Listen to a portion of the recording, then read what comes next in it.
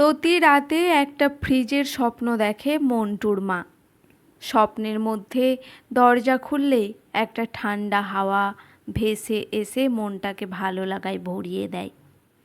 দেখতে শুনতে সাদামাটা মধ্যবিত্ত পরিবার বলে মনে হলেও ছেলে মেয়ের পড়াশোনা, লোকলৌকিকতা, অসুখ বিসুখ সব দায় মেটাতে গিয়ে মাসের শেষে নুন আনতে পান্তা ফুরোয় দশা হয়। এদিকে ছেলেমেয়েরা ছোট, মাঝে মধ্যে ভালো মন্দ খাওয়ার জন্য আবদার করে, কিন্তু কিনে খাওয়াবে এমন রোজগার কোথায়?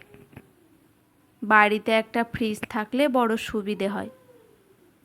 মন্টুর মা নিজেই কম বেশি কিছু বানিয়ে দিতে পারে। ছুটির দিনে রেডিও শোনার সময় আস্তে করে মন্টুর বাবার কাছে এই প্রস্তাব উপস্থাপন করেছিলেন। সেদিন বড় বিরক্ত হয়েছিলেন মন্টুর বাবা। প্রায় খিচিয়ে উঠে বলেছিলেন, যখন তখন কিছু একটা চাইলেই হলো না? সব কিছু কি ছেলের হাতের মোয়া?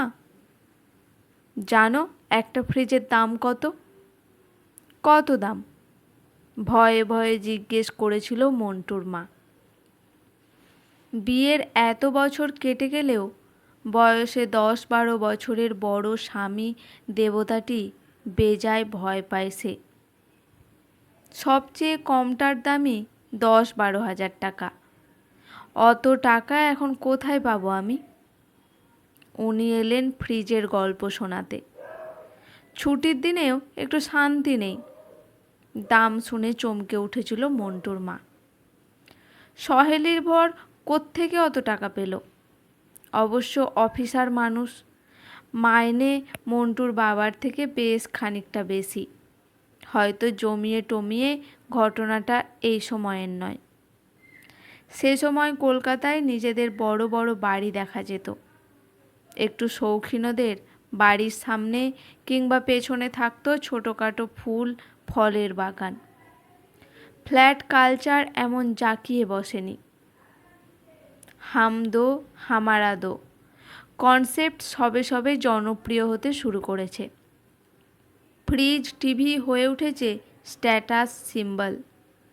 মধ্যবিত্ত থেকে উচ্চবিত্তে ওঠার চাবিকাঠি। টিভির বিনোদন না হলেও চলে, কিন্তু একটা ফ্রিজ ভীষণ দরকার মন্টুর মার। কর্তা মাছ মাংস বেশি এনে ফেললে সহেলির বাড়িতে রাখতে যেতে হয়। পাশাপাশি বাড়ি হলেও মন্টুর মা দেখেছে সহেলির কাছে জিনিসপত্র রাখতে গেলে বিরক্ত হয়। বের করে দিতে গেলে তো আরোই বিরক্ত। মন্টুর মার ভালো লাগে না। রান্না খাবার শেষ করে ফেলারই চেষ্টা করে। তবে কচ্চিৎ কখনো ভালো কোনো তরকারি পাতি মাছ মাংস রাখতে গেলেও সহেলিকে তার ভাগ দিতে হয়। 2-3 পিস মাছের দাম কি কম? মধ্যবিত্ত সংসারে সব কিছুর হিসেব রাখতে হয়। মন্টুর মা কেবলই ভাবে যেভাবে হোক একটা ফ্রিজ তাকে কিনতেই হবে। পুজোর সময় মন্টুর বাবার মাইনে ছাড়াও বোনাস পাওয়ার কথা। অনেক ভেবেচিন্তে মন্টুর মা রাত্রেবেলা কুণ্ঠিত স্বরে স্বামীকে বলল, এবছর ছেলে মেয়েদের কাউকে জামা কাপড় দিতে হবে না।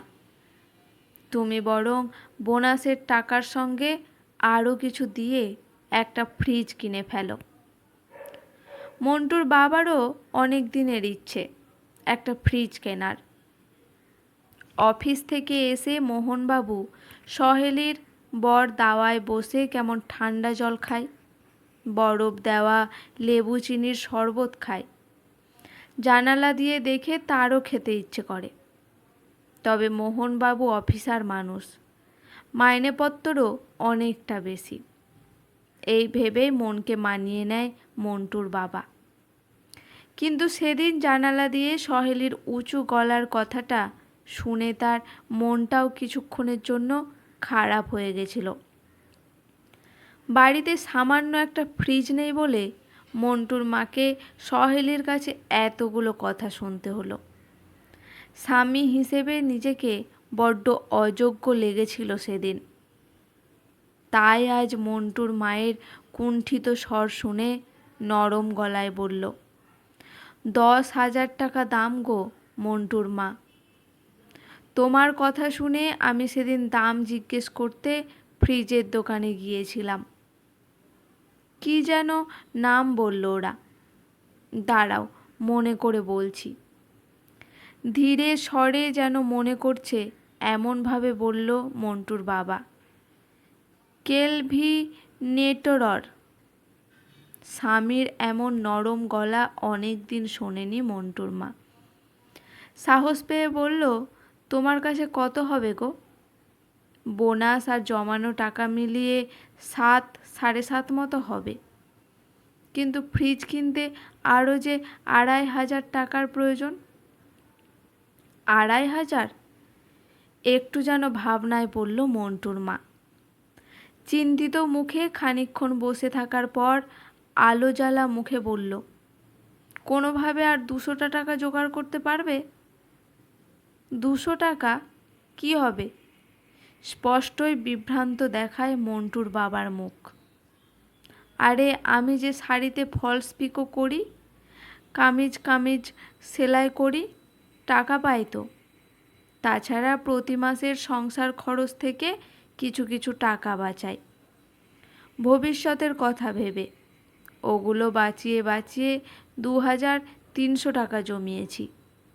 তাই বলছিলাম 200 টাকা জোগাড় করতে তুমি পারবে কি? উত্তেজনায় কয়েক পা এগিয়ে আসে মন্টুর বাবা। মন্টুর মাকে আবেগ ভরে জড়িয়ে ধরে বলে, তুমি আমার জীবন্ত অন্নপূর্ণা গো। 200 টাকা অমলের থেকে এ মাসে ধার হিসেবে নিয়ে নেব, মাইনে পেলেই শোধ করে দেব। কাল সকালে দোকানে গিয়ে কথা বলে আসব, বুঝলে মন্টুর মা? এই পুজোয় আমাদের বাড়িতে নতুন ফ্রিজ আসবে। তক্তপোষে শুয়ে মন্টুর বাবা অফিস ফেরত ক্লান্ত শরীরে ঠান্ডা জলে চুমুক দেওয়ার স্বপ্ন দেখে। আর মন্টুর মা ছেলে মেয়েদের পরিতপ্ত মুখচ্ছবি কল্পনা করতে করতে ঘুমের দেশে তলিয়ে যায়। আজকের গল্পটি এখানেই সমাপ্ত। গল্পটি কেমন লাগলো অবশ্যই কমেন্ট করে জানাবেন। গল্পটি শুনে যদি ভালো লেগে থাকে চ্যানেলটি সাবস্ক্রাইব করে লাইক করে আমার পাশে থাকবেন। ধন্যবাদ।